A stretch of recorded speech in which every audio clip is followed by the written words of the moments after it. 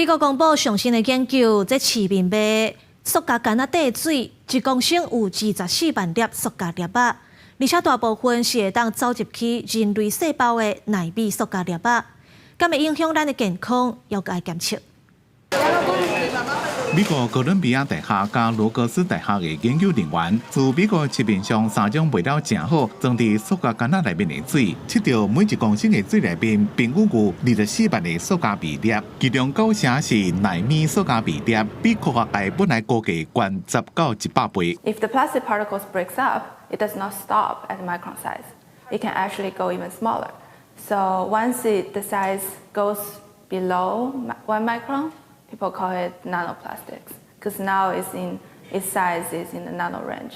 这项研究结果刊登在美国国家科学院刊，也是全世界第一篇有关塑胶干仔水内面纳米塑胶微粒的研究报告。研究人员分析出水内面含有包括聚乙烯、聚丙烯、聚酰胺等7种纳米塑胶微粒。有可能是伫咧船干仔挂、干仔去饲着、温度悬，或者是伫咧装水生产的时阵受污染。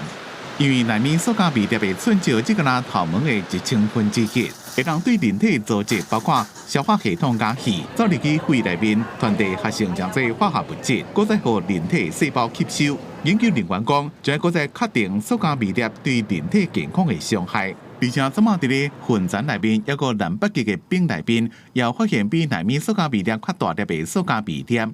国际原料总署 IAEA 2024年一开始就走到南极，分析当地塑胶微粒污染的程度。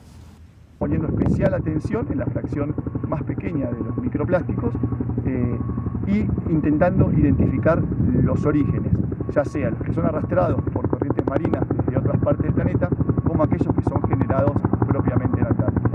西班牙加利西亚驻地区的几落百位职工，最近也到海沙堡清理和海水冲到岸顶的塑胶微粒。根据2020年皮尤自然信托基金会报告，全世界每年有10万条粒的塑胶微粒流入去大海，严重污染海洋的生态系统。